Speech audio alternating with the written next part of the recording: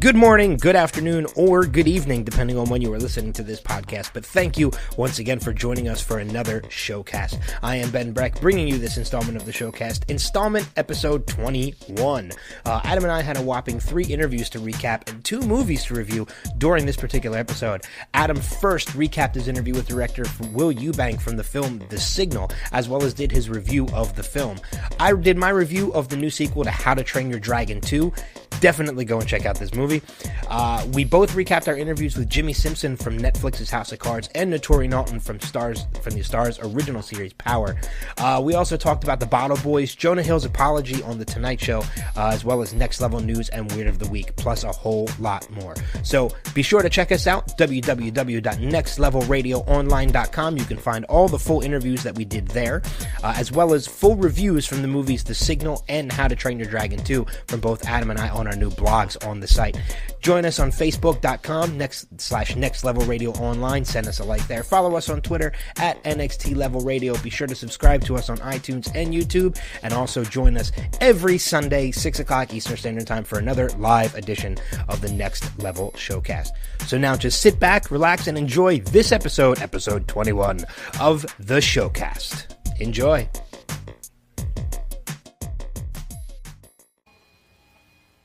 Get ready for the countdown. 10, 9, 8, 7, 6, 5, 4, 3, 2, 1, 0.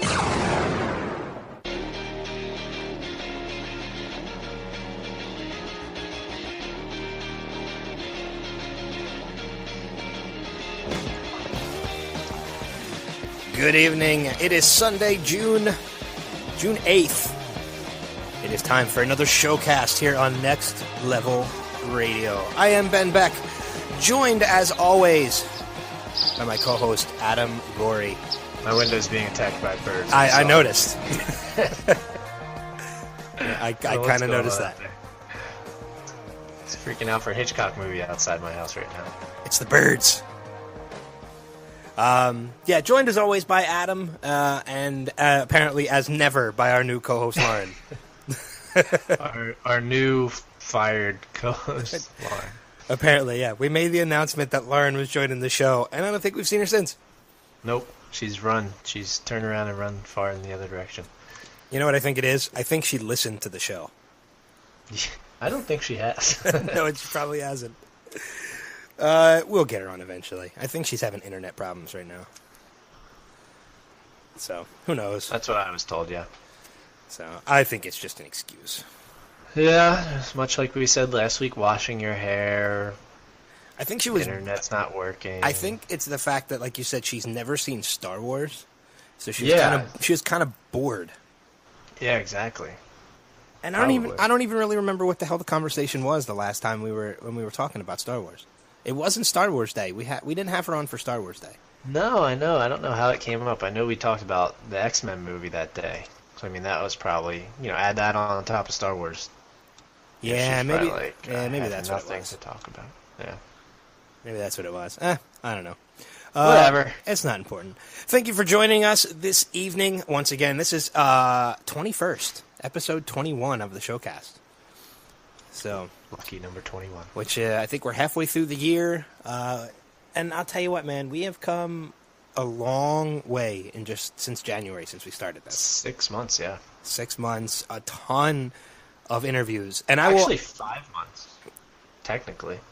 Is it? It won't be 6, because we didn't start till January, so if you go all of January, all of February, all of March, all of April, and all of May, we haven't done all of June yet. Oh, yeah, that's right. We haven't done all of June yet.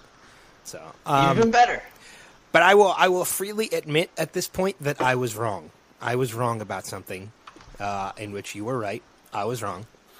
And that was going back in February when we were trying to book guests for the show. I told you, don't be surprised if it takes a full year before we start booking guests. And we're now on episode 21, and we've had about close to 20 guests already 21, yeah. on the show. We've averaged... For shame. We've averaged about one a week, and we didn't even start getting guests until February. February, yeah. Lately, we've been averaging 2 a week. Yeah. Yeah, we so have another one, at least one this week, maybe two. At least one, maybe two. I think it's two. I think we're just waiting on confirmation. Yeah, for the one. I'm excited about the one this week too because I watched the show that he's on and I love his character, so I'm really excited. Yeah, his character seems to be one of those ones that because he's kind of like a villain, right? A little bit. I'll tell him this when we talk to him on Wednesday, and we'll announce who it is in a little bit. But the two words that I think describe him best are a lovable prick. He's one of those characters that he, and I know some of our listeners are completely blind to who it is we're talking about until we announce who it is. But but if you watch the show, you'll understand it once we announce it. He's one of those characters that you hate him one week, and in the next episode, the next week, you're completely rooting for him, and you're happy for the things that he's done. And right. Things like that. So he's a very complicated character, but he's a lovable prick. It's someone you love to hate to love. And he'll probably agree with me on that, to be honest with you. Yeah, I'm sure. This is its third season. Fourth. Well, I won't say. Oh, really? Fourth? This Wednesday is the season premiere of the fourth. Okay. Well, we'll talk more about that later because we haven't even said what show it is. Yeah. We're talking about when it's coming back on. Yeah, exactly. But we have 3 interviews that we're going to recap for you tonight that we've done over the week. One that Adam did by himself because I was unavailable, but the other 2 were done in the same night. Stop it. We're going to recap our interviews with Jimmi Simpson from House of Cards on Netflix and Naturi Naughton from the Starz original series Power. Both were really cool interviews. We were really happy with both, and Jimmy especially. Jimmy was awesome. But we'll get into those a little bit later on. We also have 2 very quick movie reviews that we're going to do for you later on. Very short, mainly because I'm reviewing one, Adam's reviewing the other, and we haven't seen the opposites. Right. So we're not going to spoil anything for the other one that hasn't seen it yet. So we'll do quick reviews of those movies just to keep you posted, plus next level news, word of the week, and a bunch of other stuff as well that I'm sure we will get to. If you're listening to us in the Mixlr chat room, feel free to chat along with the show. All you have to do is sign up with Mixlr. It is 100% completely free. If you have Facebook, you can attach your Facebook to it. Just log in with Facebook so you don't have to give any other information, and you'll be good to go. If you are not listening through Mixlr, but you are listening through our webpage, www.nextlevelradioonline.com, you can tweet us during the show at NXT Level Radio, and we will be happy to tweet along and speak with you as we go. But for right now, let's move the show along. What do you say we do the box office for the week? Let's do it.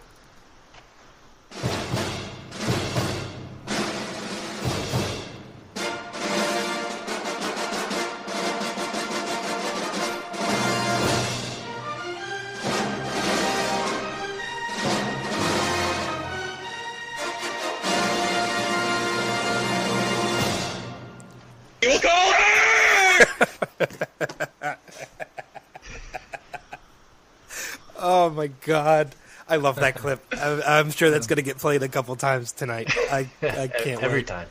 It is officially my ringtone. That is awesome. So this edition of the Box Office on Next Level Showcast is brought to you by nobody yet. We're still waiting on sponsors. It's brought to you by the box office. Brought to you by the box office of motion pictures. Opening at number 1, The Fault in Our Stars, bringing in $48.2 million.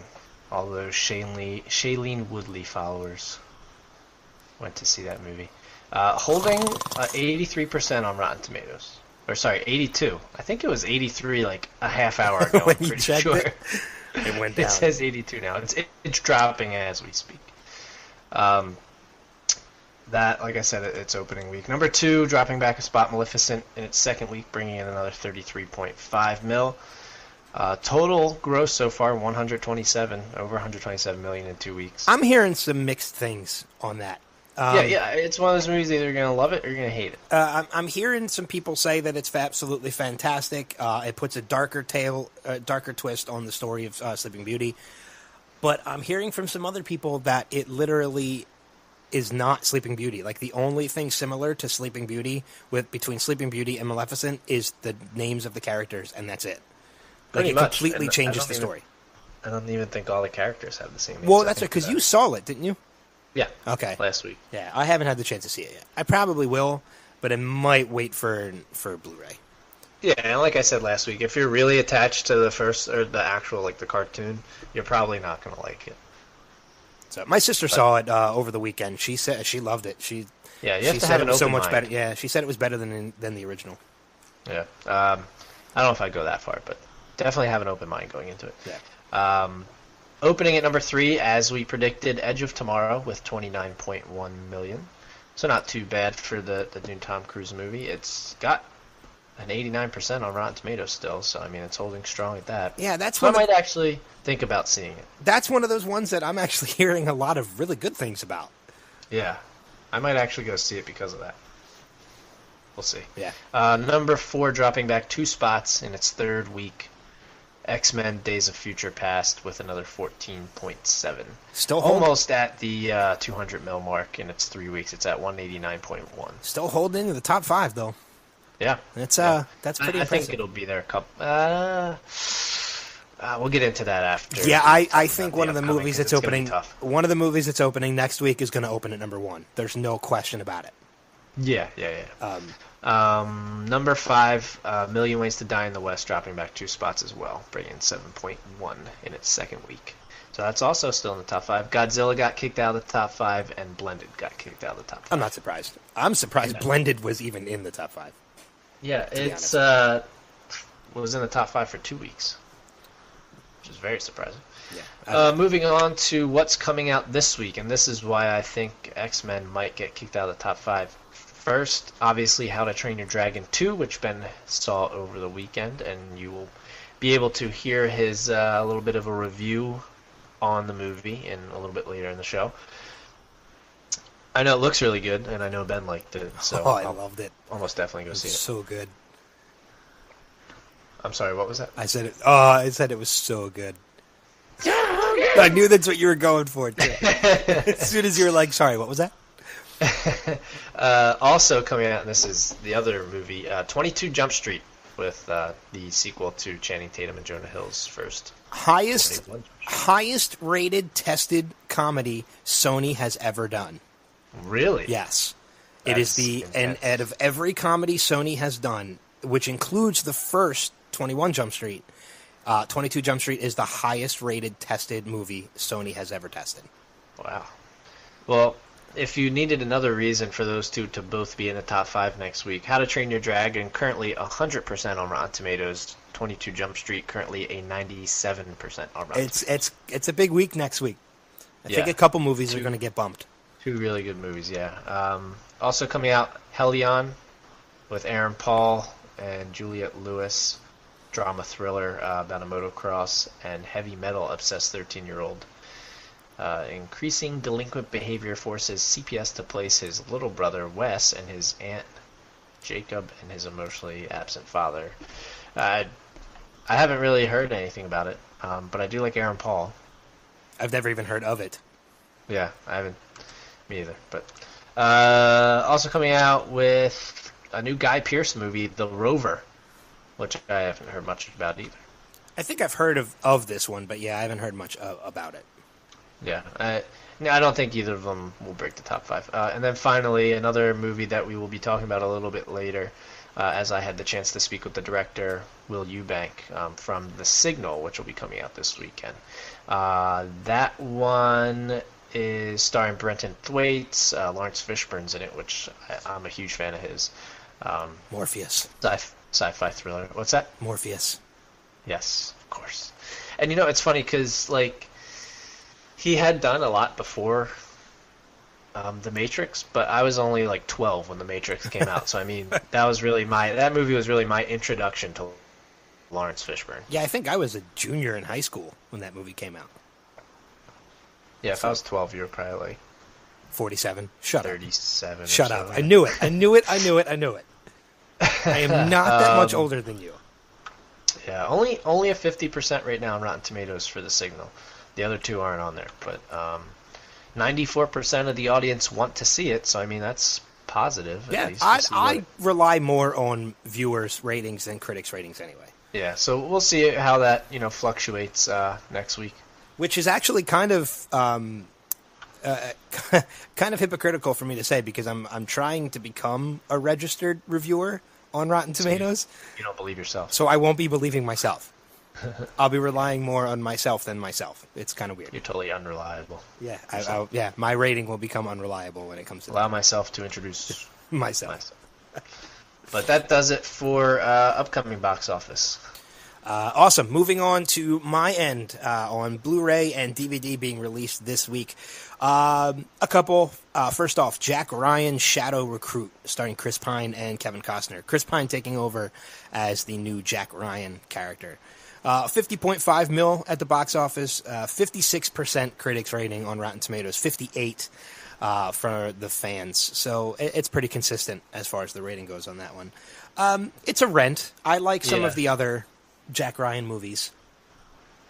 Yeah, I'll agree with a rent. Hunt for Red October was fantastic. Sum of All Fears, The Patriot. There's a lot of great Jack Ryan stories. They're pretty compelling. So it's at least a rent.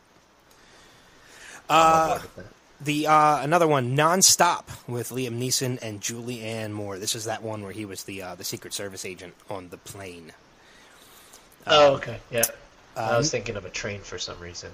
91.7 mil at the box office, 59% on Rotten Tomatoes, 68% for the viewers.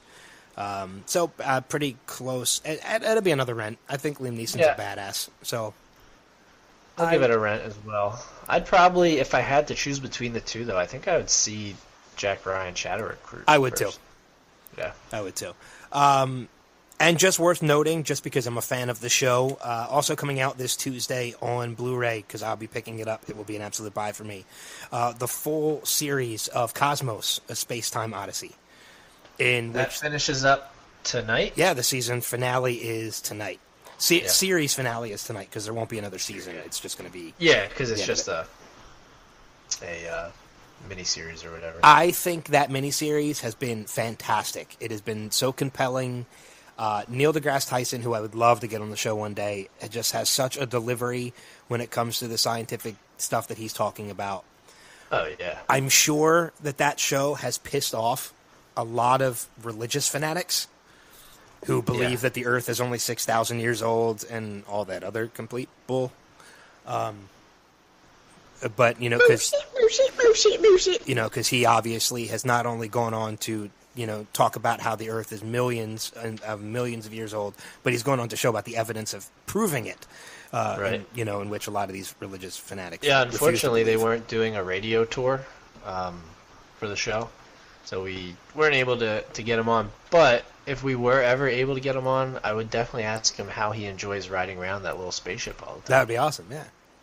Because he gets to go to a lot of places that even scientists haven't been to yet. Yeah.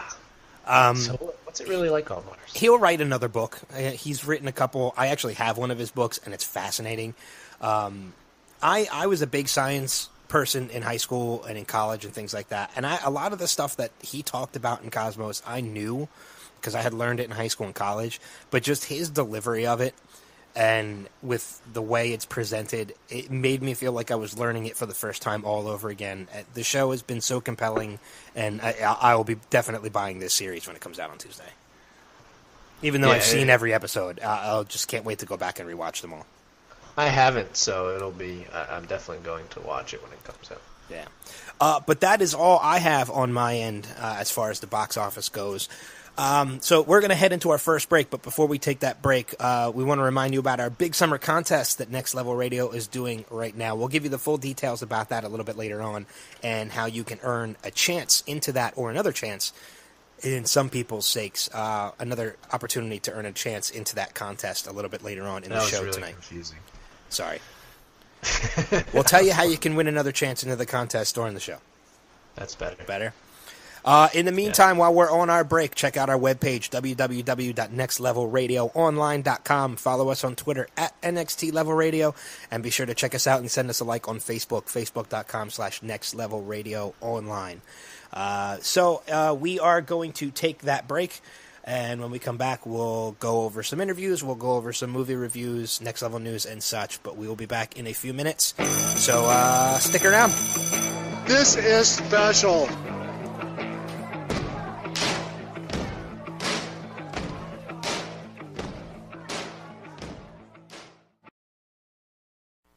And by the way, it's not about making money. It's about taking money. Destroying the status quo, because the status is not quo. The world is a mess, and I just need to rule it.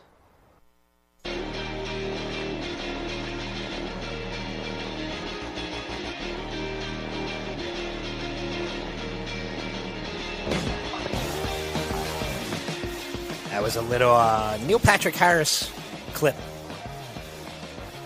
in honor of the Tony Awards that are tonight. Who's Tony? It's a good question. I don't know, but those are the Broadway ones. Yes, right? yes. I watch them just because they're actually some of the most entertainingly hosted.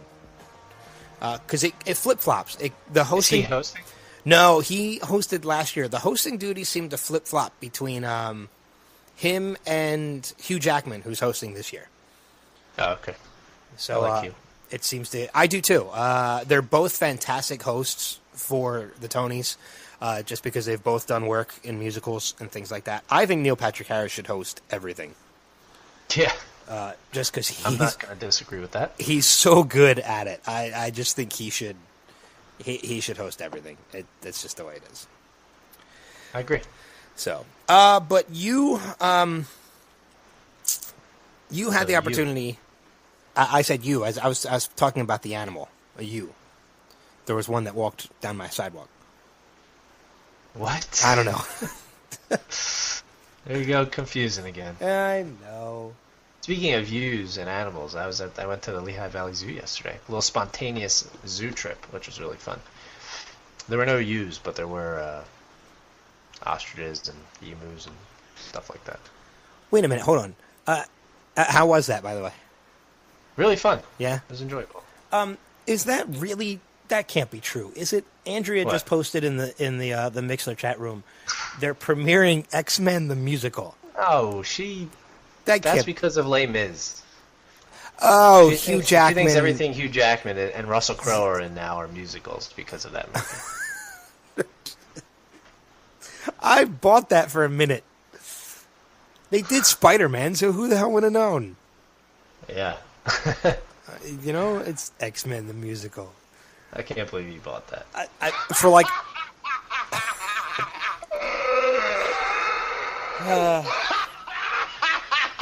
I bought it for like a second. Pompous, stuck-up, snot-nosed, English, giant, twerp, scumbag, fuck-faced, dickhead, asshole!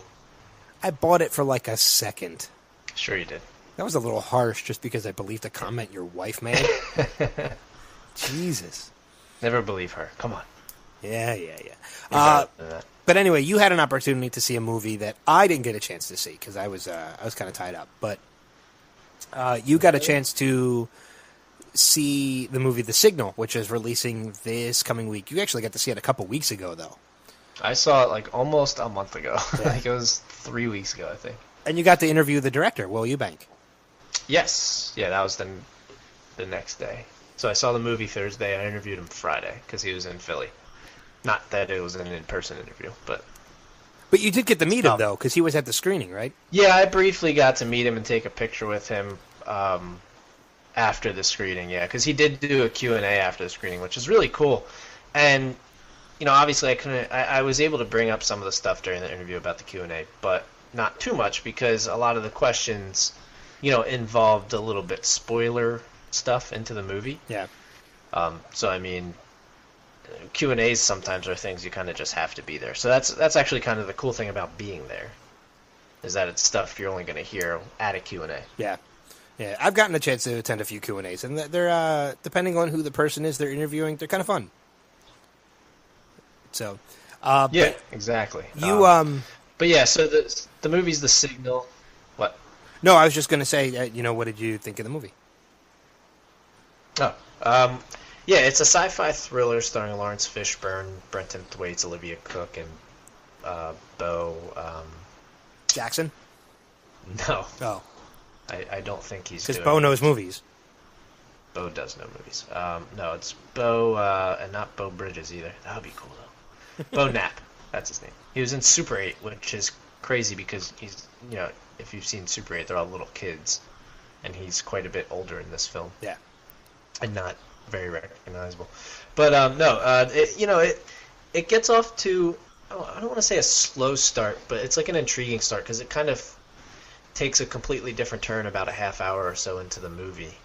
Because it starts out, and I'm not going to spoil anything, but it starts out as these kids going on like this road trip across country to drop the female character off at like I forget where she was going, but drop her off somewhere. And they kind of have these interactions with this hacker that goes by the name of Nomad. And then, something happens to him, and they wait. The kid wakes up, and next thing you know, he's being questioned by all these people in, biohazard suits, and Lawrence Fishburne is one of the guys, and then it's just basically him trying to find out what the hell is going on after that. And, and there's a lot of that throughout most of the movie. The first, I would say 70% of the movie is that, him trying to figure out what's going on. And there does get to a point where I got to where I was like, I'm waiting to see where it goes type of deal. Yeah. And then shortly after that, you kind of find out, where it goes. So, it does start at one point, depending on your patience level, you might get a little impatient. But other than that, I really like the ending. Some people might not like it. I think it would be cool to see it actually go into a sequel. Would be really cool. And you said it's a sci-fi movie, right? Yeah. Okay. Mm-hmm. Yeah. Yeah, I'm definitely. I want to see it. I like you said. I like Lawrence Fishburne, and usually, we're pretty good about the rankings that we give the movies, and our rankings are usually pretty similar, with the exception of a certain couple like Her and and what was the other one I didn't watch? Philomena. Yeah. But for the most part, our rankings are pretty similar. So if you say it's a good movie, then that's enough to make me want to see it at least. Yeah, I definitely would go see it again. So if you go see it, let me know. Maybe I'll come with you. But yeah, definitely will. I think it's one of those movies that and listen to the interview I did with Will Eubank. And actually, I have a clip that will kind of describe this. But you find out what happens to them. But there's a couple things along the way that are sort of left open to interpretation, which is really cool because you can kind of discuss it. Because the director, Will Eubank, he was a fan of Lost. And Lost is a lot like that. As you find out, they don't answer nearly enough questions. But it's still, obviously, a great series. That's a topic for another day. Yeah. But we could do a whole show about Lost. Yeah. But no, we might actually down the road sometime, it does too. leave things open. What's that? I was going to say we might actually do that down the road sometime, too. Not a bad idea. The 10th anniversary is coming up. That might be something we can do. In the fall, yeah. Especially if we can get that one particular person on that we've been trying to get on. Yeah, there's a couple people from Lost I've been trying to get on. So, yeah. But it does leave the movie, going back to the signal, it does leave things open to interpretation, which is cool because you can kind of have discussions about your theories and stuff like that. Yeah, and I like movies that are like that. I like movies that leave, and TV shows even too, that leave things open to the imagination, that you can kind of make your own interpretation as to what happened afterwards. Yes, exactly. So, if I had to give it a rating, if I'm going on a scale of 1 to 10 Lawrence Fishburnes, I would give it... It's tough. It's close to an 8. I don't know if I can go as high as an 8 without seeing it again. I would give it 7.75 Lawrence Fishburnes. All right. Which is still a good rating for me, because I think I've only, since we've been doing this, I think I've only gone as high as a 9. I don't think I've even given it any 10s. I know I haven't. Yeah, so...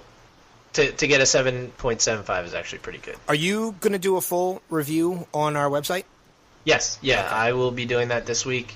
It'll be up by Friday when the movie's released, so you can check it out. And what I'm going to do is first half of the review is going to be spoiler-free, but then those of you who want to see the movie, or have seen the movie, I should say, and want to read a little more about it, I'll do a bit of a spoiler review, for people who have seen it and aren't worried about spoiling the movie. So half will be spoiler free, half will contain spoilers. So yeah, that's something. Definitely, it's something new we just added to our website. Adam and I both each have our own blogs, which is where you'll be able to find our movie reviews, plus any other little things that we want to talk about that aren't aren't necessarily for the show, or like if we want to give our opinion about something and we're not talking about it on the show, it's a good opportunity for us to express something and things like that. So that's where you'll find a majority of our movie reviews. If you go to our website, www.nextlevelradioonline.com, which you should already have bookmarked at this point, you'll see a tab at the top that says Staff Bios and Blogs, and you can find our blogs right there. But do you want to play that clip of the interview that you had with Will? Yeah, so this is him talking kind of about that, because I had asked him if that was intentional, the fact that it leaves some things open to interpretation. So this is him talking about that. There's sort of the ending in there, that whole thing does what it does. Right. But the sort of the past there and the why of certain things is very left to interpretation. Yeah, so exactly. What I wanted to do is I wanted to create a movie that definitely satisfied the big question of what is going on and where and those kinds of things. But at the same time, I wanted the whys to be interpretive, so people can sort of find and talk about what they want for those things. I mean, obviously, I have my own whys, but because of sort of the viewing experience, some people will just sit there and talk to their friends about maybe why certain things or happened or how they happened, etc. Yeah, so I can't wait till more people have seen it so I can discuss it with somebody. Yeah, and I'll probably have to go see it again because it was almost a month ago. He seems like a relatively young director, too. Yeah, I think he's 31-ish, somewhere around there. So, yeah, that's what I figured. I mean, at least by his picture and just the way he sounds, he seems like he's relatively young. Yeah, and he's already done 2 features. First of which being Love, which I think is actually on Netflix for anyone who wants to check it out. All right. That's cool. Yeah, and we talk a little bit about Love during the interview. So if you want to hear the full interview, go to nextlevelradioonline.com/interviews. But no, he's really a cool guy. And like you said, really young. So, I mean, he's only probably 4 or 5 years older than I am, so we relate pretty well. Yeah. And he's very easy to talk to. He's 1 or 2 years younger than I am. So, yeah. Since I'm 47. Exactly, yeah. Jerk. Crazy. But you sent me this link. This is off the topic, on to something else. But you sent me this link to a video on YouTube, and I think it's starting to get a little bit of viral notoriety to it. It's by these guys called the Bottle Boys. Mm-hmm. And I watched this video, and just because I didn't know what to expect, I thought it was awesome. It's this video of these guys playing Michael Jackson's Billie Jean just by blowing over the tops of bottles. Yeah. But the bottle rigs that they have are very, very elaborate. Yeah. I mean, it's not just like a guy holding... Well, there is one guy holding several different bottles, but some of them are in these contraptions for the bottles. And so I think the shaker they have is a bottle filled with sand or something like that. And the drum that they have is one of those big water dispenser bottles. Yeah. That they just pound on, so it gives the drum beat. So every musical instrument that they play is a bottle. And I think the way they do it is obviously when it comes to glass bottles, the different amounts of the liquid in it, which relatively equates to the amount of air that is at the top of the bottle, is what gives the bottle the pitch. And I think because of the way they move around as they're playing, I'm pretty sure they don't have water in the bottles. So probably what they've done is they've put some kind of epoxy or something in the bottle that's solid, but still gives that same amount of airspace at the top that gives the bottle a different pitch. This way it'll be consistent, because if you have water in there, it's moving around while you're moving. It's not going to be a consistent sound. Yeah, exactly. So each bottle has some kind of resin or epoxy at the bottom that is solid, but leaves that the amount of air at the top that gives each of the bottles its pitch. And they have them set up so that they go in range of pitch inside these little contraptions they have, so they know exactly what note is which when they're blowing on. Right, and they're called the Bottle Boys. Isn't that what they it have said? their own YouTube page. I thought it said the Bottle Boys. Did I not say the Bottle Boys? Yeah. Oh, okay. No, I'm just saying they have their own YouTube page for anyone who wants to check it out. But I went a little bit further past that Billie Jean video, and I listened to a couple other songs they've done. They're all excellent. So, first off, you know what? Let's play that Billie Jean. Let's play some of that Billie Jean one, just so people know exactly what we're talking about. This is all bottles.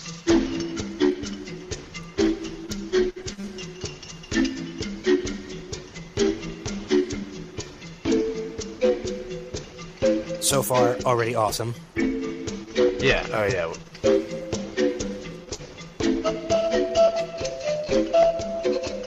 It almost sounds like one of those little pipe flutes, Like an octarian. like you'd see a leprechaun play. Oh, like a pan flute.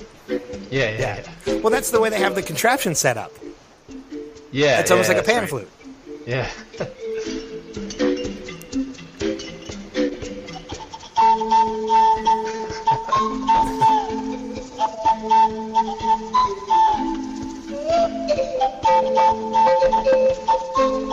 And I think there's 5 or 6 guys.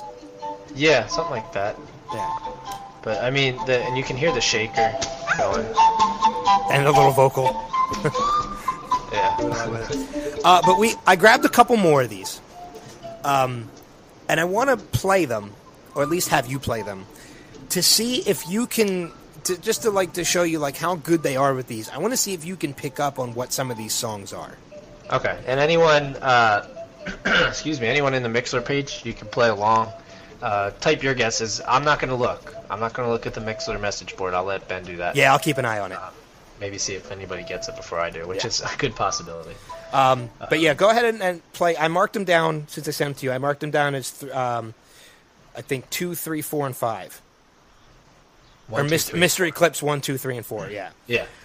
So go ahead and play the first one. This is an older song, so this one might be a little bit more difficult. Okay.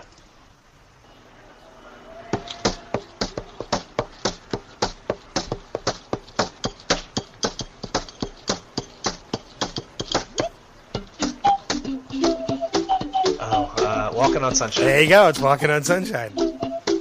That's good. But pretty good. All right, so it's interesting because they're banging on something, and I know it's a bottle. It's just crazy because it's very clever.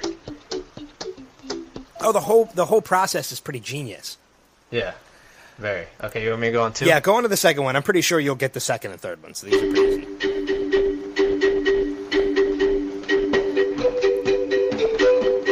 Oh, it's Call Me Maybe. Call Me Maybe by Carly Rae Jepsen.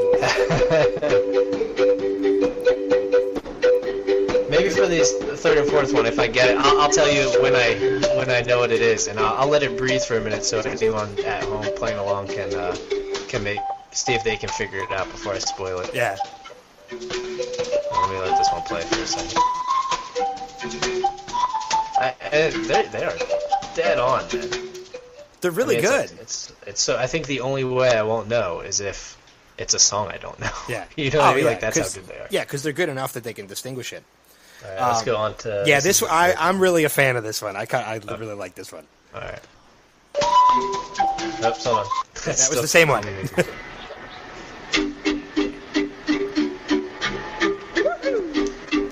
I think I got it.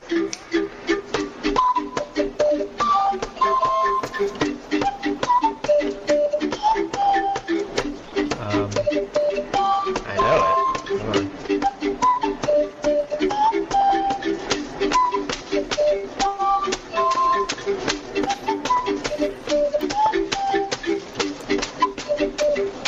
Is it? Yeah. I don't know the name of the song though. It's Party Rock Anthem. Party Rock Anthem. I throw my hands up in the air sometime, right? Yeah, That's LMFAO. Yeah. Party Okay. Rock. Yeah, I couldn't remember the title, but I knew the song. And obviously when they say shake that, it kind of gives it away. Yeah, exactly. And then a little bit later on in it, they do the everybody shuffling and then go back into the song again. Yeah. You want me to fast forward? Yeah, there's only like 25 seconds left. Yeah, just play the rest of it. All right.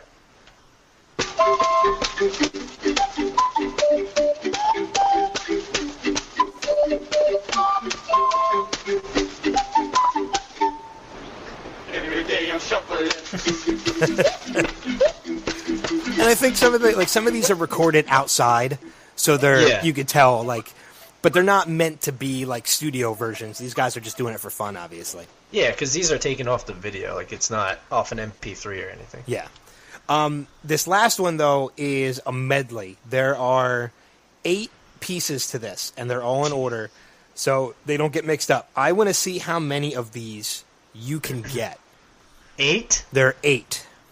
It's a 3-minute clip. There's 8 in 3 minutes. That's one every like 30 seconds. Yeah, just about. Okay, well, when it switches, if I don't stop it, tell me when it switches. So Okay. I can stop.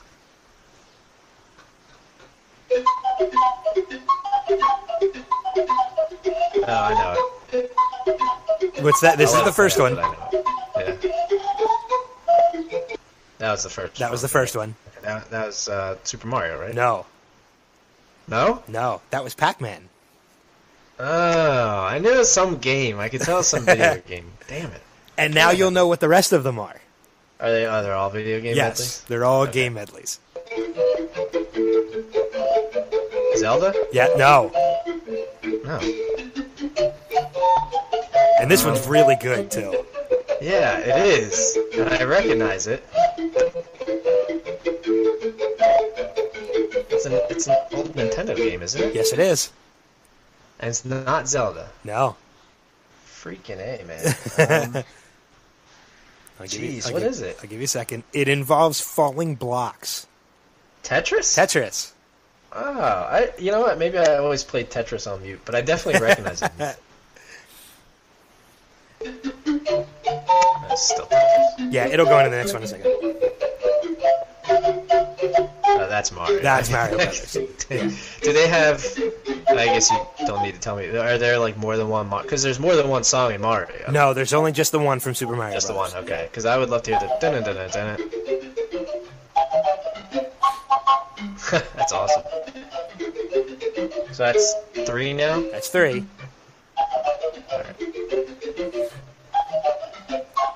And then they'll go into the next one, I think, in like the next second. Number 4 should be coming up in a second Yeah. then. There you go.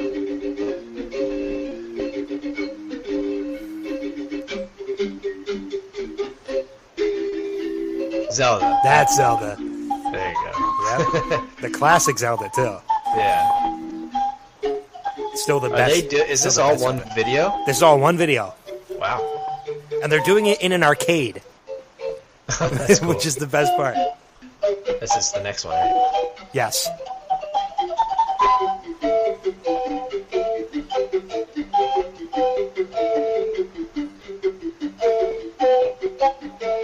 I don't know.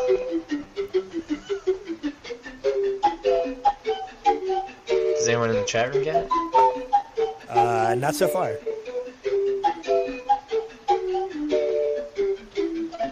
Is it another Nintendo game?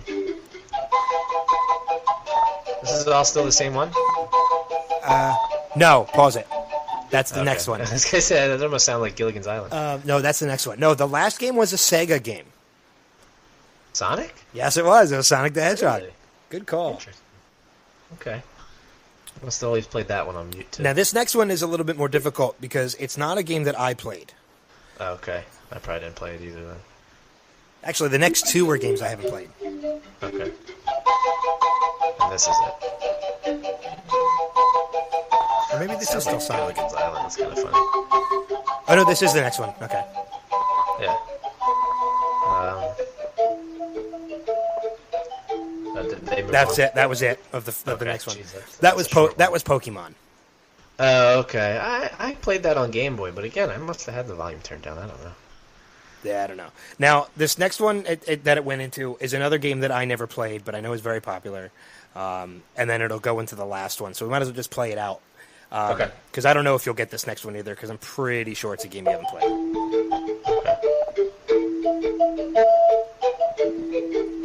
Tekken? No. Street Fighter? No. Mortal Kombat? No, I've played all those games.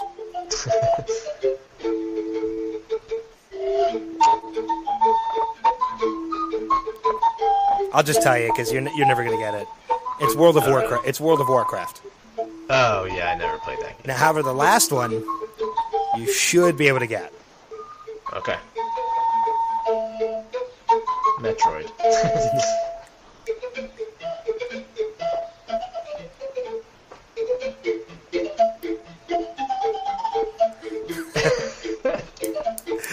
I know you know it, you just can't figure it out.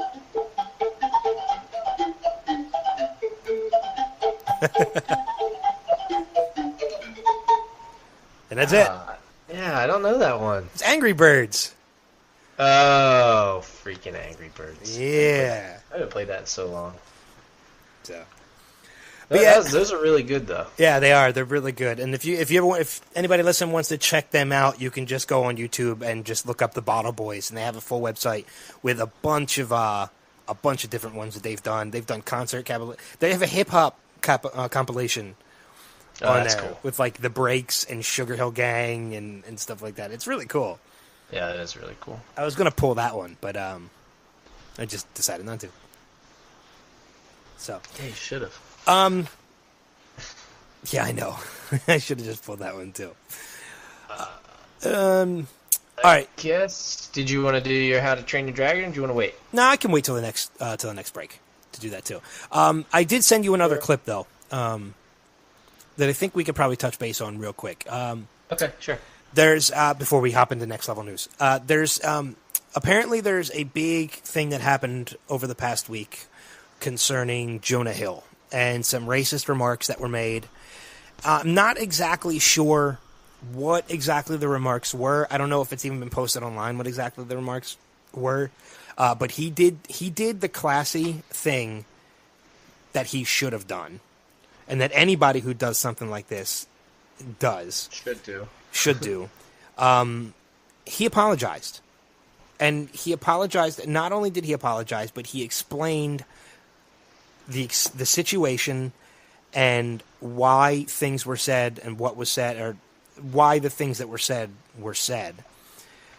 He did this the right way so people could hear from his own mouth what the situation was, rather than everybody reading 20 different news stories to try and, and getting 20 different stories from those 20 different news outlets, everybody making their own assumptions. He went on the Tonight Show with Jimmy Fallon, and he apologized. So I have the clip. Straight from the hippo's mouth. He's not a hippo. He's lost some weight. I love Jonah Hill. No, yeah, he's funny. But he went on Jimmy Fallon and he apologized. He was there to do an interview for 22 Jump Street, and he came out and took a serious moment and apologized. I sent the clip over to you, so go ahead and play that clip. Welcome back to our show. I appreciate you being here. We always like you as a guest. I'm thrilled to be here, and I'd actually like to address something, if that's okay, to your audience. Is it? No, I love how some of them start laughing, like they thought it was going to be. Well, because they didn't know. Right. They didn't know he was going to be a serious moment. No, I know. That's why I think it's kind of funny, because they started laughing when he said like it was some kind of joke. Well, because with all the stuff that Jimmy does and all the gags that he does, and you don't know. I mean, it could have very obviously been a bit. You kind of expect it, yeah. I heard about this. Now, something happened over the weekend. You got in a lot of trouble. Yeah. So, unfortunately, this isn't a joke. So, this weekend I was out with some friends, and there was a paparazzi guy, and he was antagonizing me and calling me names, attacking me personally and my family personally, and I was genuinely hurt by this and made angry by this. And in response, I wanted to hurt him back, and I said the most hurtful word that I could think of at that moment. And, I didn't mean this in the sense of the word. I didn't mean it in a homophobic way. Yeah, it was homophobic, not racist. Sorry. Okay. I think that. So are we kind of like assuming it was the F word? That's what I'm thinking. I would think. I can't think of much more of a worse homophobic slur than that. Yeah, I mean, and you can kind of tell, like, he had to stop and apologize because he was getting a little choked up. Like, you can tell he legitimately regretted what he said. Yeah, no. That doesn't matter. How you mean things doesn't matter. Words have weight and meaning. And the word I chose was grotesque, and, no one deserves to say or hear words like that. And, I've been a supporter of the LGBTQ community my entire life, and I completely let the members of that community and everybody else down when I used a word like that this weekend. And my heart's broken, and And I genuinely am deeply sorry to anyone who's ever been affected by that term in their life. And I'm sorry, and I don't deserve or expect your forgiveness. But what I ask is that at home, if you're watching this, and you're a young person especially, if someone says something that hurts Or listening to this as you would be in this. Yeah. hurts you or angers you, use me as an example of what not to do.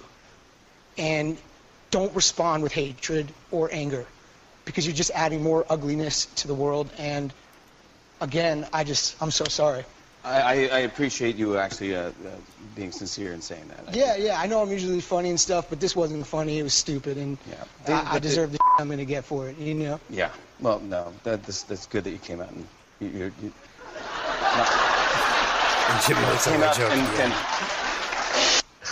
So, but I mean, he did the classy thing. He did what he should have done. Actually, I think I have actual audio of what he said. I found some real quick. Oh no. You're a homo. Really? Actual audio from Jonah Hill. He sounded a lot like Betty White. Yeah, that wasn't Betty White in that movie. Wait, hold on. Oh no, Wedding Crashers? that was yeah, that's right.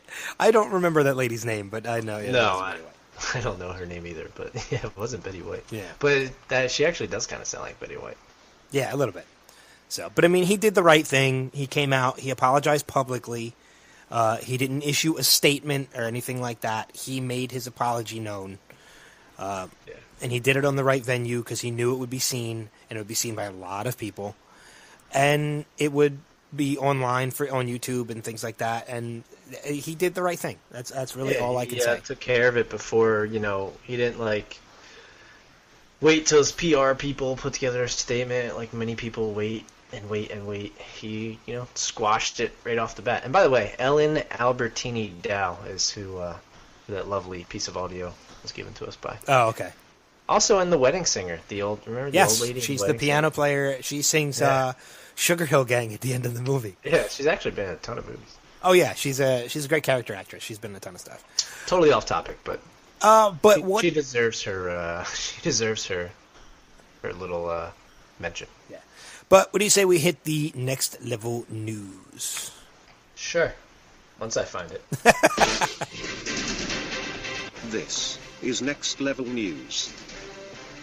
And Next Level News today is brought to you by the Are you really trying to figure it out? Wow, you totally ruined your own gag. Is it LGBT or LGBT? LGBT. I sometimes forget if it's LGB or LBG. You know what I mean? Because they rhyme. Yeah, I don't know what it is either. I think it's LGBT. That's anyway. what I think too. First up, Lupita Nyong'o joins Star Wars Episode 7 cast along with Gwendolyn Christie, who is from Game of Thrones. Lupita is from 12 Years a Slave, and she actually won the Best Actress for 12 Years Oscar this year. Yeah, well deserved. Oh yeah, fantastic in that movie. Only 31, so she's at a young age. She's got a bright future. Yeah, and that project is moving along quite nicely now. There's been a lot of stuff that's come out about the new Star Wars. Yeah, they started filming, right? Oh yeah, they've already in production. And as a matter of fact, on the topic of Star Wars, there were pictures released. The chess set. Yes, the pictures released. There was a rumor or a spoiler released or leaked about pictures of the Millennium Falcon being in the next movie that were released, and JJ did the only thing like typical JJ did. He wrote a note to his crew saying how disappointed he was in the photos leaking, but he has no recollection of the Millennium Falcon being involved in the movie whatsoever. But the note was taped to the chessboard that is in the Millennium Falcon. So he basically acknowledged that yes, the Millennium Falcon is in the movie, but completely played into the fact that he didn't know at all that it was there. He didn't leak it, yeah. So, typical JJ, that's why I love JJ. Yep. Moving on, keeping with movie news, though, Marvel's Doctor Strange, which I didn't even know they were doing a Doctor Strange movie, to be directed by Scott Dickerson. I had heard it was in the. It was rumored for a while, but I didn't know it was confirmed. Yeah, me neither. As Marvel keeps hunting for its Ant-Man director, which actually that's not true anymore, the company continues to move forward with its next. With its next phase of film, start tapping Scott Dickerson to helm Doctor Strange, and it's also to be known too that it's not part of the story, but I did read it. Who is rumored to be tapped to play Doctor Strange in the movie? Neil Patrick Harris. That would be awesome. He's no Doctor Strange though. He was that musical thing he did. Oh, Hedwig. Was Fillion. Yeah. Oh, that was Dr. Horrible. Yeah, Okay. That's the clip I played earlier. Just a different doctor. Yeah, that's the clip I played. No, but Jared Leto. Interesting. Is possibly going to be playing Doctor Strange. Now, he's mainly, off the top of my head that I can think, he usually does supporting stuff, so this would be one of his... leading roles. Yeah, one of his only leading roles. I don't know if he's done. I think he's done one or two. But And we last saw him in Dallas Buyers Club, yeah, which he won the Oscar for Best Supporting Actor. Best Supporting Actor, yeah. So, I mean, I guess after you're Best Supporting, there's only one way to go from there, and that's Best Actor. Yeah. But sticking with Marvel and movies, we kind of just go right in order here. Ant-Man, as Ben alluded to, has found their director. They hired director Peyton Reed to replace Edgar Wright.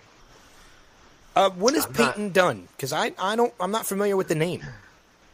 Yeah, I'm not overly familiar with the name either, and it doesn't really give you like a list of stuff that he's done. But let me look him up real quick while you're doing your next story. All right, then moving on with mine, keeping with the movie theme that we're going with right now. Really excited about this one. Ghostbusters to celebrate 30th anniversary with theatrical re-release. Sony Pictures Entertainment will commemorate the 30th anniversary of the Ghostbusters franchise with special events and home entertainment releases, including a theatrical re-release of the original 1984 film. That's pretty cool. In which the movie actually celebrated its 30th anniversary of the release today. Really? It was June 8th, 1984 that the movie was released. But a restored and remastered version of the blockbuster will return to big screen in over 700 locations in the U.S. and Canada for a limited engagement beginning August 29th, just ahead of the Labor Day weekend. Which is that'll be cool. I'll be going. I know for sure I'll be going. Because I did it they did the same thing for Back to the Future for the 25th anniversary. And I got the 25th anniversary poster, which is actually hanging in my apartment right now. It's a lot of fun, so I'll definitely be going to the Ghostbusters screening as well. Okay, so I found Peyton Reed and his filmography here. He directed 3 episodes of New Girl. He directed Yes Man with Jim Carrey, The Breakup with Vince Vaughn and Jennifer Aniston, Bring It On. Oh, the cheerleading movie. Yeah, he actually, this will appeal to you, 13 episodes of the Back to the Future TV series. Which was animated, so I'm not too sure if that counts. So, I mean, they're sticking with the, most of his stuff is comical, so they're sticking with that theme director-wise. So it should be interesting. This will be his, looking at the list and just reading it, this will be his biggest by far film that he'll have directed. Oh, yeah. So, finishing up my end, at least for Next Level News, Matthew McConaughey said this week that he was open for more True Detective. I really need to watch that show. Yeah, so do I. It's on my list of things to watch. Comes out on Blu-ray this week too. I didn't mention that one. Oh, does it? Yeah, it comes out on DVD and Blu-ray this week. But from what I think actually Manny and I talked about this back before, that they were looking at doing a different cast for the second season. Basically, I forget why, but I think it was more like an American Horror Story thing where it's like the same show, a different cast each season. Yeah. But this will be interesting because. But unlike American Horror Story, True Detective will be good. Oh, the show's still on the air, so some people must like it. And Twilight also made money at the theater too. There's our I gotta fit it in at least one. I gotta fit it in at least one time a week. Weekly mention of Twilight. Yep. But that's it from my side. So. Finishing off on my end, and unfortunately, I hate finishing off on such a sad story. But this one's kind of local to us and kind of affects me a little bit because I'm a fan of this person. But this happened over the weekend, unfortunately. Comedian Tracy Morgan in critical condition after a car crash on the New Jersey Turnpike. The 30 Rock star was hospitalized in critical condition after the limousine in which he was riding was involved in a 6-car crash early Saturday. I think it was around 1 o'clock Saturday morning. 6 cars. I know that the truck driver that hit his limousine van was charged and already released on bail. I've been following with this and keeping up with a lot of the updates. One comedian who was in the van, unfortunately, has not made it. He did pass away. Tracy, as well as 3 others, are in critical condition still, as well as one in fair condition. Tracy is responsive, but it's still up in the air right now as to how his health is and whether or not, what's going to happen. Right. I have, damn it, I had the story. He's expected to remain hospitalized for weeks, so it's unfortunately... It's a sad story. It's pretty serious. And what I hate about things like this are the fact that, it's one thing if you hear about an accident with an actor or a comedian or something, and it was their own doing. Like, they were driving drunk and they got into a car accident, whatever. But something like this that was out of the person's control is so much worse. Because there was nothing they could have done about it. Yeah, that's the kind of dangerous part about those party bus limo things is that you're not buckled in. No, you're not buckled in. You're up and you're moving around and things like that. But I mean, it kind of boggles my mind too how this truck driver, because they actually, I think I read something online too that there's been word that the truck driver may have dozed off behind the wheel. And the truck driver, he was driving a Walmart. He was a Walmart driver. And I know Walmart issued the apology. Yeah, Walmart issued an apology and said that if after an investigation it comes up that the truck driver was at fault, Walmart would take full responsibility for the accident. But it's funny too, I've seen postings of the truck driver who has a Twitter account. He posted his description at the top of his Twitter account says something of the sort as in move out of my way or get hit. Because it was a truck driver lifestyle, like move or get hit was something that was in there. Poor choice of words. Exactly. So, but he was charged. He's been released on bail, so I'm sure that won't be the end of it for him. And he was charged with, I believe, vehicular manslaughter and vehicular assault for the 3 in critical condition. And the one that passed already, yeah. Right. I don't know anything about the other cars that were involved. All that they've really mentioned was the truck driver and Tracy Morgan. Because unfortunately, because of his celebrity profile, he's going to take high priority in the news. Yeah, well, I believe that all the injured that are still in the hospital were in that limo. Like, all the other vehicles that were involved, everybody from those are, just had minor injuries. Yeah, and released. But, I mean, we're pulling for him. We're pulling for Tracy, so we hope he pulls through and... Because, like I said, he's a fan. He's done some great work. He's a brilliant comedian.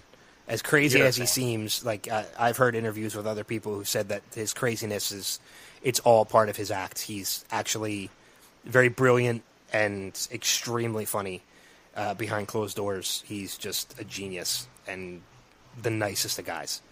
Yeah, so that is a shame. It's a shame. We hope Tracy pulls through. But that's what I have on my end for next level. Speedy recovery. Yeah, speedy recovery to Tracy Morgan. So we are going to take another break, and when we come back, we're going to recap the other 2 interviews that we did. I'll give you my short review on How to Train Your Dragon 2 without giving too much away. Weird of the Week, as well as probably some other stuff. Plus, we'll talk to you about our big summer contest, which... listen during the break. We will give you our secret movie title, and when we come back from the break, we will tell you exactly what to do with that movie title. So we're going to take a break. Stick around, and we'll be back in a few minutes. Alabama!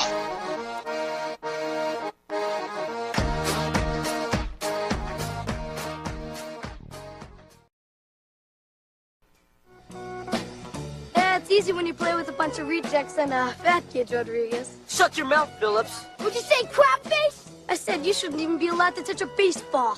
Except for Rodriguez, you're all an insult to the game. Come on! We'll take you on right here, right now! Come on! Right now! We plan a real Diamond Porter. You ain't good enough to lick the dirt off our cleats. Watch it, jerk. Shut up, idiot. Moron! Scab eater. Butt sniffer. Pus licker. Fart smeller. You eat dog crap for breakfast, geek. You mix your weeds with your mama's toe jam. Yeah! You bob for apples in the toilet, and you like it. You play ball like a girl. What did you say? You heard me. Tomorrow, noon, at our field. Get the buffalo butt breath. Count on it, pee-drinking crap face. Yeah! Let's go!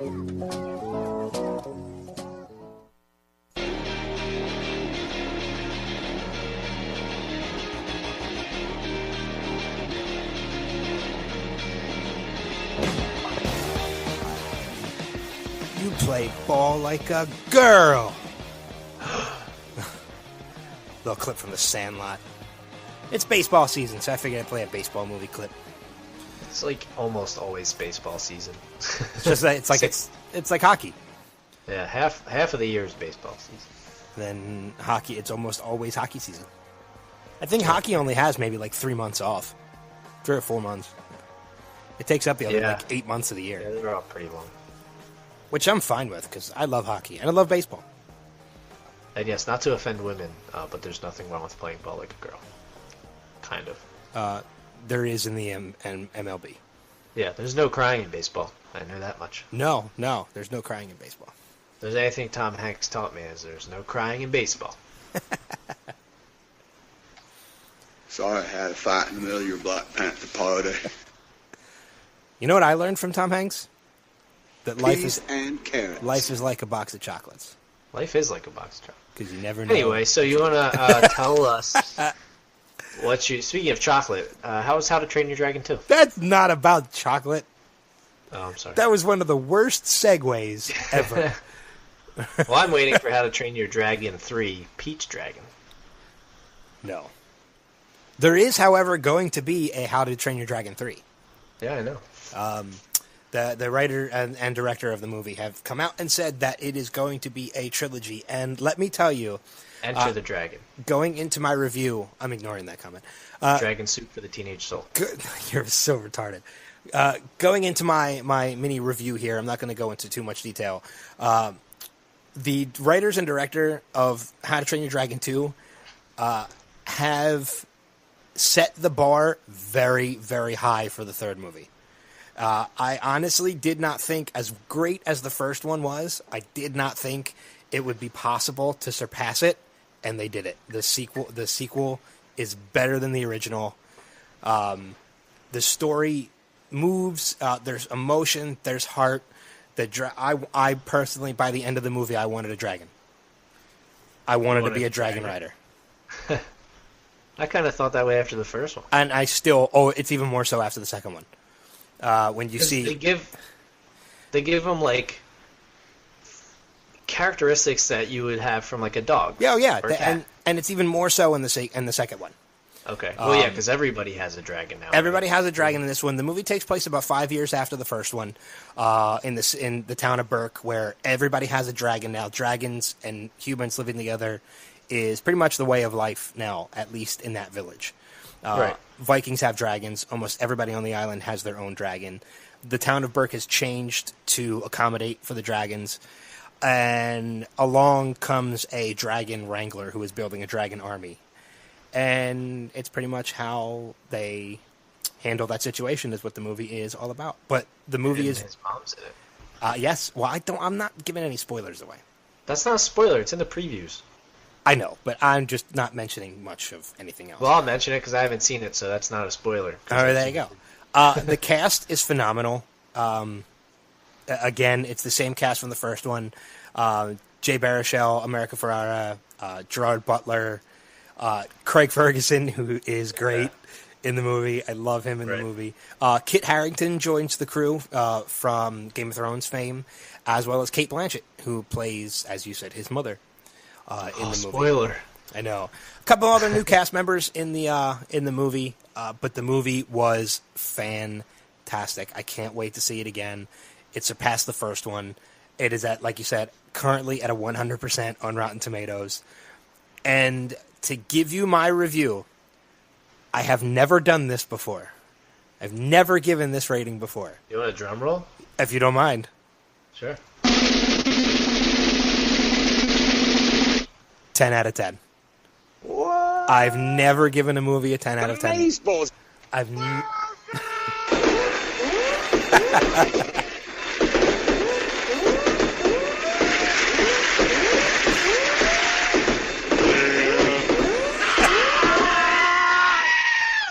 I have never given a movie a 10 out of 10 before. This movie, it was a 10 out of 10. Wow. It was great. Like, I can't wait. I cannot wait to see it again. Well, no, I have to go see it. And I will give you a fair warning, especially if you're like me, where you tend to get a little emotional at certain parts of movies. The emotion in this movie, there's some great highs, there's some low lows. Bring tissues.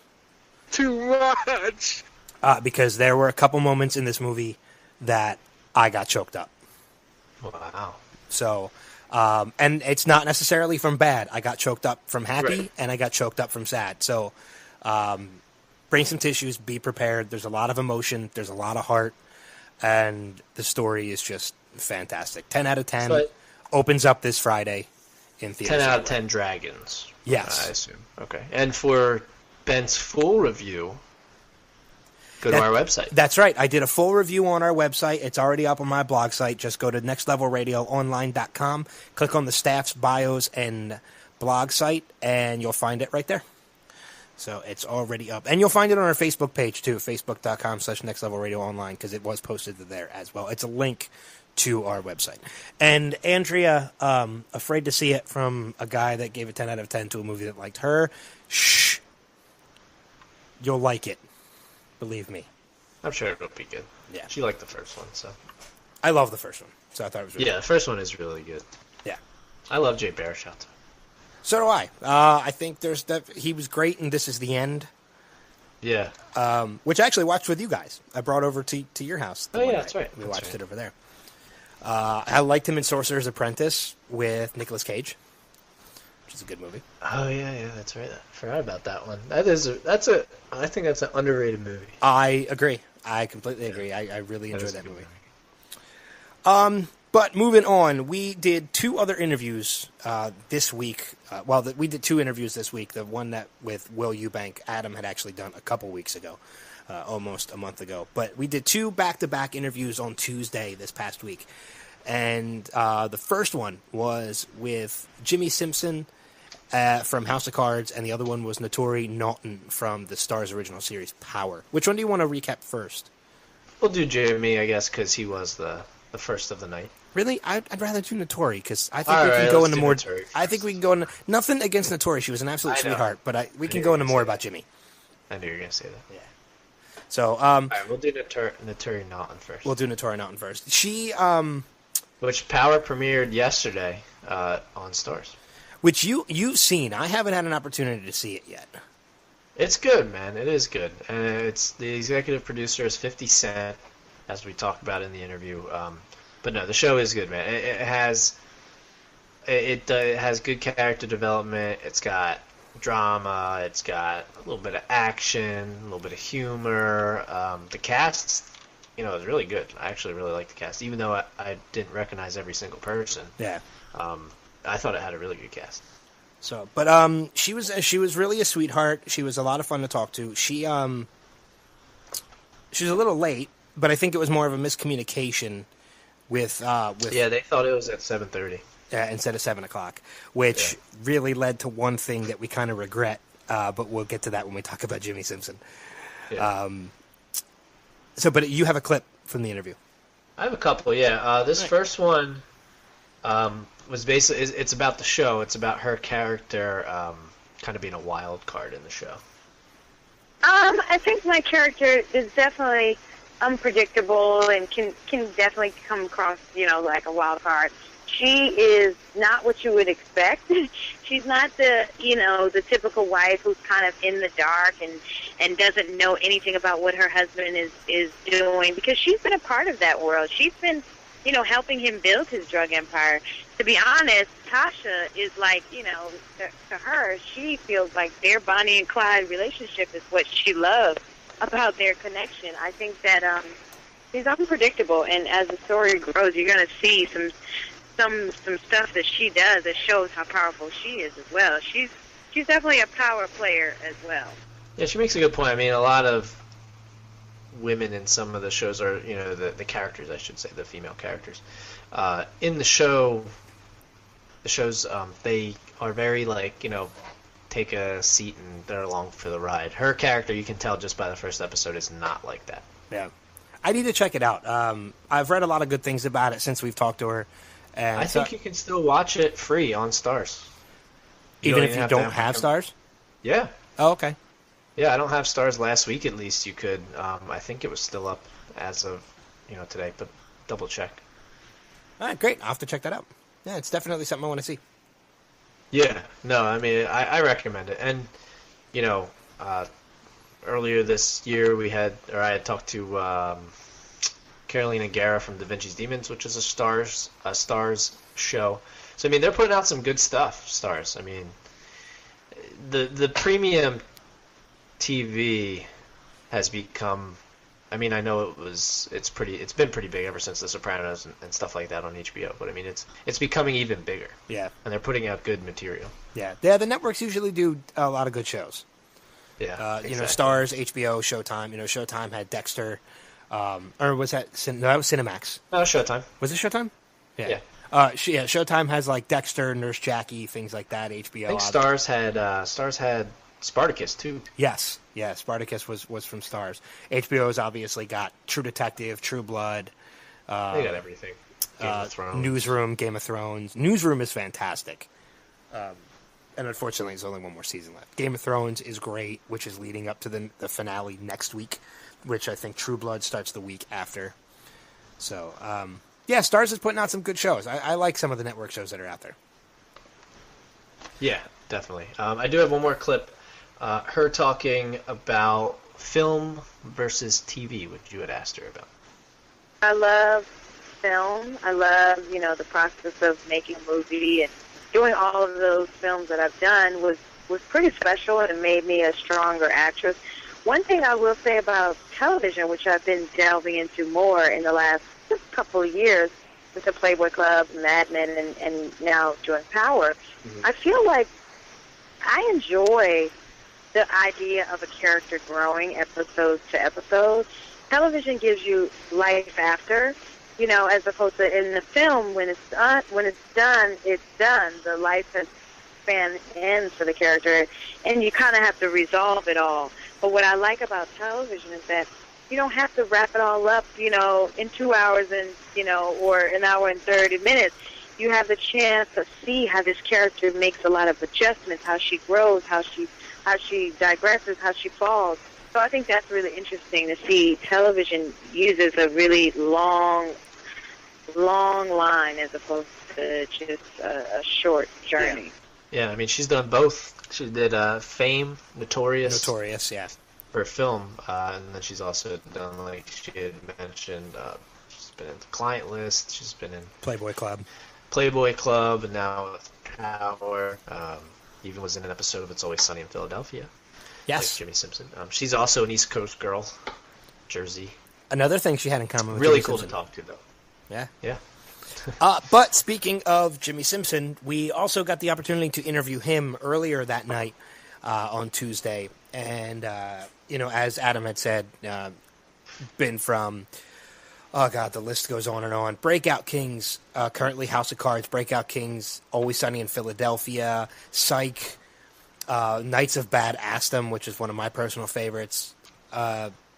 So many things he's been on.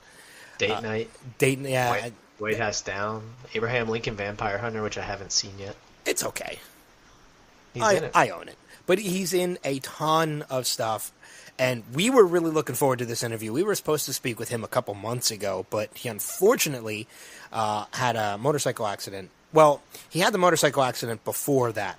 And then this was just, he had to go through some surgery back a couple months ago, and we were supposed to talk to him the first time he had to go through some surgeries due to that motorcycle accident. Right. But according to him, he's bionic now. So yes, he's superhuman. Yeah. But we were definitely looking forward to this interview.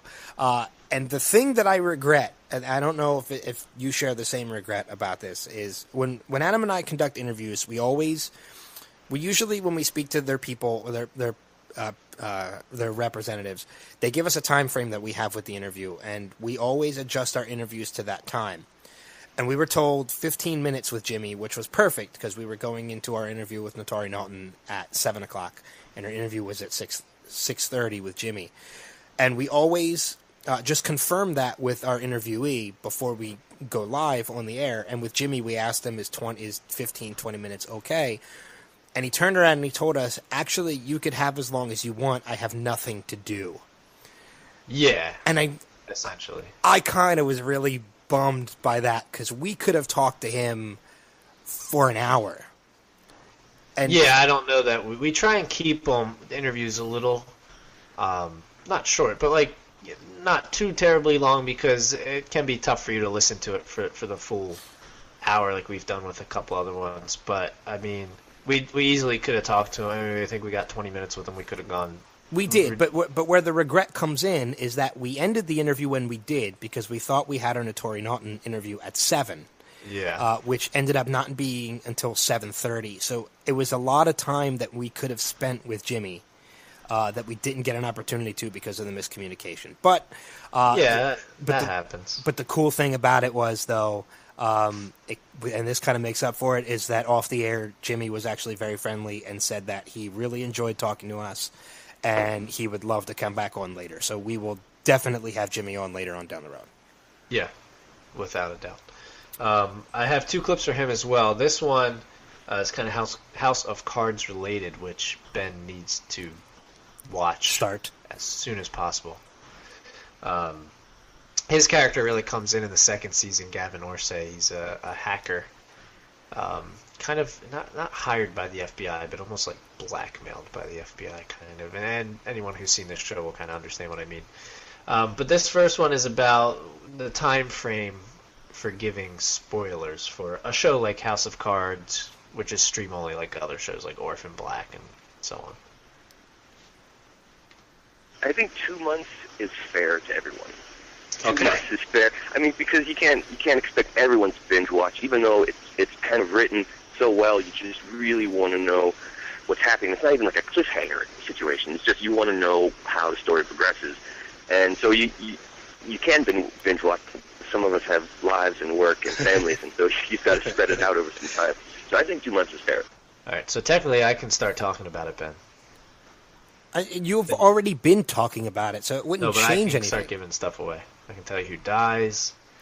I can tell you everything. You could, but I will really resent you for it, and would Well, be very disappointed. It's kind of funny because when we talked to Derek Lee and Cliff Prowse earlier this year, they, like, off air, they kind of mentioned a little bit of a spoiler, and I still had, like, a few episodes left in season 2. I was like, oh, man. Yeah, I remember got that. far.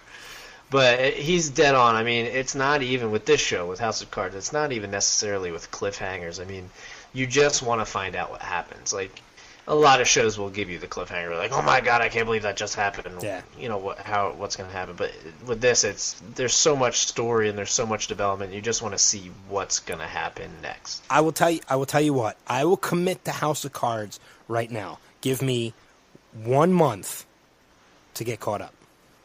1 month, okay. If by this date, July... Here we are, June 8th. If by July 8th...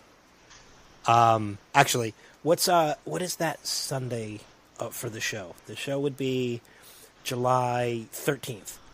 So... Actually, no, we'll go the week before, July 6th, because that's the day before. If by July 6th... You're giving yourself 4 weeks. I'm giving myself 4 weeks.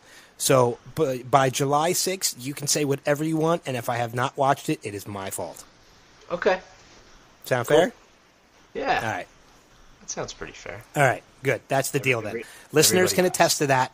All of our live listeners and everybody who listens to the podcast, I have 4 weeks to get caught up on House of Cards. I'm going to hold you to that. I will say this with House of Cards.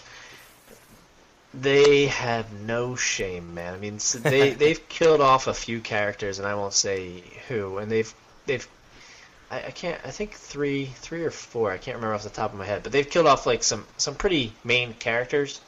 Nowhere near the level of Game of Thrones, which I heard is or Walking Dead. Ridiculous with it. Yeah, but so. I had asked Jimmy about his role in season 3, if it's going to expand, which I got to assume it's going to. I really hope they don't end up killing him off for some reason. I really hope, because his character is so cool. Game of Thrones was the show that literally killed off the main character before the end of the first season. So, I mean, Game of Thrones is ridiculous when it comes to killing off characters. Yeah, House of Cards isn't quite that bad, no. But Kevin Spacey's still running strong. Yeah. All right, so I have one more clip, and it's you had asked him about how he feels about comedic roles that he's done, with Knights of Badassdom and It's Always Sunny, versus dramatic roles like House of Cards and other things like that. It's kind of more character dependent. The roles don't come super easily for me or for most character actors. So it's sometimes you're doing a lot of stuff that maybe you don't really connect with. Like my poor dad is just like, every time I get a new role, it's like, are you playing another asshole? And my mom doesn't understand why everybody sees me that way. But it's sometimes you get to connect with a character, and that's when it's really rewarding. Whether he's funny or goofy or an asshole or whatever, it's when you see the human beings. And sometimes I play roles that I really can understand when it's dramatic, and sometimes it's comedic. But it's less dependent on the genre and more dependent on the writing and the character. You go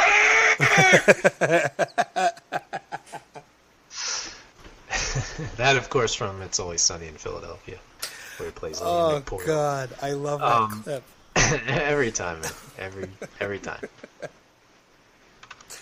But I during the interview, I had mentioned that I think at that point I had only watched the first episode of Breakout Kings. I went and watched the second one this week, between then and now. So that's a pretty good show, man. It's on Netflix as well. Did you play his promo at all? I didn't, but I was going to mention it. Because that was great. His promo, I wish I had it on this computer. I wish I had moved it over. I haven't moved it over yet, otherwise I would play it. But his promo is pretty much... And you had actually given him the idea for it. Well, yeah, because we had mentioned that, like, when you were kind of wrapping up, you're like, go watch House of Cards on Netflix, and we kind of had come to the conclusion that pretty much not every, but most of the shows he's done are on Netflix. Yeah. And you can go watch it. Always Sunny, Breakout Kings, House of Cards, everything is pretty much on Netflix. So his promo... I think White House Down is on there too, isn't it? Yeah. But his promo pretty much was... we always give them, we give them the freedom to do whatever they want for their promos. They can do it straight, they can do it funny or whatever, as long as they say, and you're listening to Next Level Radio. And Jimmy's was something along the lines of, hi, this is Jimmi Simpson, who's in half of the content on Netflix. Yeah, I think he said, like, star of half the content. Yeah, it was star of half of the content on Netflix, and you're listening to Next Level Radio. Which was a lot of fun. He was really, really fun. He was really, like, he was funny. He was fun to talk to. Definitely a guy I would love to have on the show again. I know we say that about a lot of people. Well, that was the other thing he said, too, is that eventually, sometime down the line, since he's local, we'd be able to do an in-person interview with him later on down the road. Yeah. So if we get a studio. I don't even think it needs to be that. I mean, we've done in-persons before without a studio. We just go to them. So we just find some place. Jimmi Simpson, star of half the content on Netflix. And you are listening to Next Level Radio. Oh, you had it on your end. Yeah, I quick switched it over to my other computer, but yeah. So yeah, go watch all his all his shit on Netflix. And if you get the chance, again, it's one of my personal favorites, but watch the movie Knights of Badassdom. It's just... Yeah, I'll have to watch it. I haven't seen it yet. It's so much fun. But yeah, you can check out both of those interviews. Actually, all three of those interviews, Jimmi Simpson, Naturi Naughton, Will Eubank, all on our website, www.nextlevelradioonline.com. Click the interviews tab at the top and just click the picture of the person, and you'll find the full interview right there on the page, which we definitely recommend. Also, if you are on iTunes, you can click the link at the bottom. It'll send you right to the iTunes page where you can download it to your iPod. Upcoming... You brought that up to him, too. And yeah, and he knew exactly what I was talking about. He knew exactly what you were talking about because he started laughing because he said that was really like the only way he could play that. Was by screaming it that way. It really was, too. It was the only way he could deliver it. But upcoming interview, at least the one that's confirmed so far, will be on Wednesday at 6:30. It'll be live on Next Level Radio, 6:30 Eastern Standard Time. So we definitely invite you to come on. We will be interviewing Rick Hoffman, who is another character actor, but he's more familiar right now by playing Louis Litt on the USA Network show Suits, which I'm a fan of. So I'm definitely looking forward to talking to him. So, but that will be, again, Wednesday, 6:30 Eastern Standard Time right here on Next Level Radio, so be sure to tune in and listen to that. Yeah, keep an eye on our page, facebook.com/Next Level Radio Online, or at NXT Level Radio on Twitter, for any other interviews that might pop up this week. Yeah, because we never know. Sometimes we get them a little bit last minute, so... As well as Ben's All Request Radio Rock this Thursday, 7 to 10 p.m. Yep, Thursday, 7 o'clock Eastern Standard Time till 10 o'clock. You can tune in and play request any kind of rock music that you want, and I will be able to play it, plus music blocks. Like the Kooks. What's that? Like the Kooks. The Kook. That's right. I played that by request this past Thursday. That's such a good song. And your show, which is going to be starting weekly in July. Yes. So I think we're leaning towards July 2nd. So that, and if you want to hear our premiere episode that aired on Wednesday night, it's up for podcast on iTunes and our... I don't think it's on the webpage yet, but it is on our YouTube page. It will be by the end of the week. It'll be on our page by the end of the week. And that's Primetime Fantasy Football. Primetime. For all you football fans out there. Even if you don't play fantasy football, it's actually pretty informative because I don't play fantasy football, but I listened. And I listened to the whole thing. So it's pretty informative. You and Steve have a good chemistry just like you and I do. Yeah, we've known each other going back a while now. It's actually kind of a funny story because when we first met, we hated each other. Yeah. I think we might actually have to try and have Steve on the Showcast sometime before your show goes weekly, just so we can introduce him to more people. Yeah. So he'll probably be down for that too. Maybe Lauren if she ever comes back. Yeah. Internet problems, my ass. Sorry. If Lauren's listening, I apologize. Real quick, before we go into the Weird of the Week, we have to let you know about our big summer contest that is going on right now. You have an opportunity to win a top-of-the-line Blu-ray player and 10 Blu-rays of your choice to get your library started, or to expand your library if you already have one. All you have to do is just earn chances into the contest, and it's very easy to do. Like us on Facebook, it is a chance. Follow us on Twitter. It's a chance. Subscribe to us on YouTube. Subscribe to us on Mixlr. Subscribe to us on iTunes. Rate us and review us on iTunes. Follow us. I know there's other ways that I'm probably missing. Pretty much every social media aspect that you can do, as long as you follow us or subscribe us on that. For each one you do, you will earn another chance. Plus, you listen to us live, and we will give you opportunities during each show to earn more. So you have a ton of chances.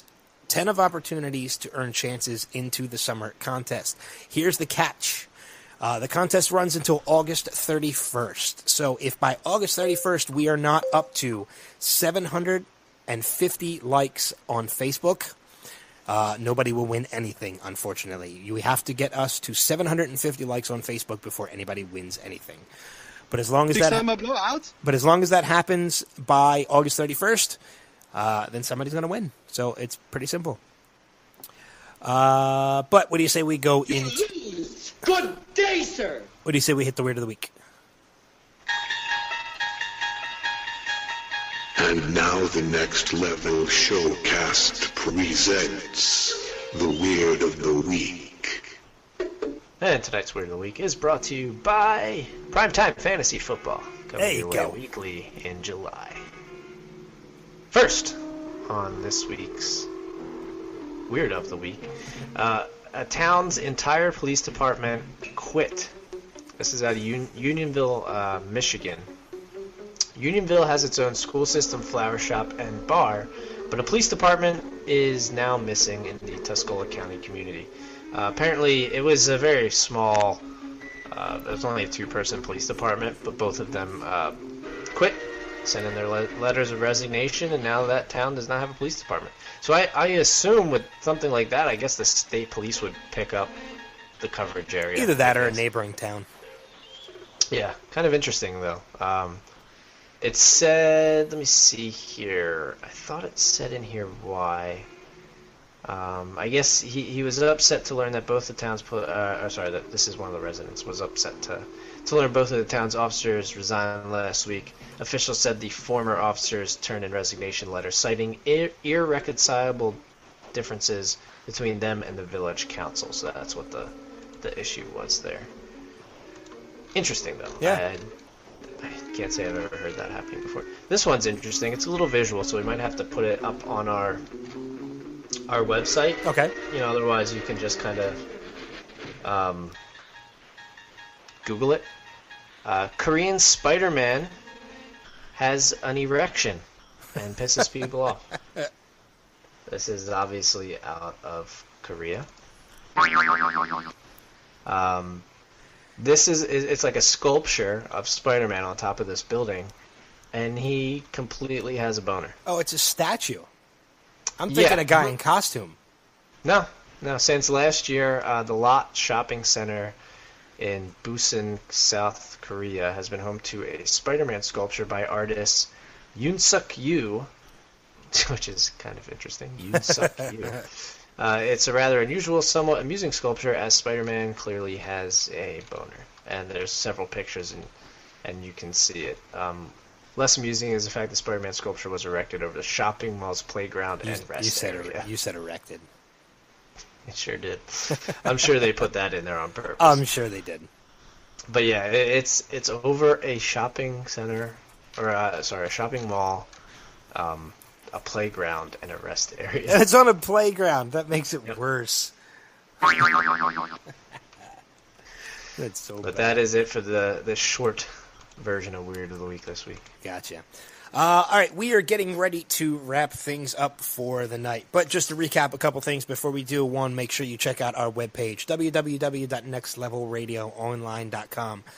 There you can check out all the interviews that we did during the week, as well as our blogs that are brand new to the site, where you can find my review of How to Train Your Dragon 2, as well as Adam's review of The Signal before the end of the week. Plus any other additional stuff we decide to put up there as the time goes on. Follow us and like us on Facebook, facebook.com/nextlevelradioonline. Follow us on Twitter @NXTLevelRadio. Don't forget about our big summer contest that's going on right now, in which I gave you all the details. And I think eventually I'll put something up on the website, too, that gives you all the details. Yeah, I don't think we've actually posted it on Facebook yet. No, I'll work on something this week so that we can, rather than explain it every week, we can just send them to the website to get all the details about the contest. That's a good idea. I think that's about it. Make sure you listen to my show every Thursday night, 7 o'clock to 10 o'clock Eastern Standard Time, which is Next Level Radio Rock. I'm trying to think. That reminds, and I'm trying to hold back laughing every time you play that. It's impossible. Just let it go. Don't forget about our interview with Rick Hoffman this Wednesday, 6:30 Eastern Standard Time, live on Next Level Radio. If you have any questions for us that you'd like to ask Rick or anything like that, if you know who he is, feel free to post on the Facebook page or tweet out to us, and we'll try our best to fit him into the interview when we do that. I think that's it. Do you have anything? No, I don't. No, I don't. All right, well, in that case, we are going to wrap things up. Enjoy the rest of your night watching the Tonys, watching Game of Thrones. The Tonys? What? It sounded like you said Tawnies. No, the Tonys.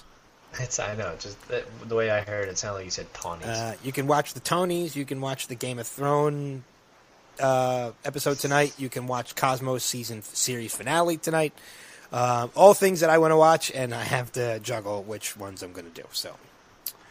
But that's about it. We're getting out of here, but we will check in with you. Be sure to join us on Wednesday. And until then, we will see you around the bend. Later. See ya. Yep. I said it before and I'll say it again. Life moves pretty fast. You don't stop and look around once in a while, you could miss it.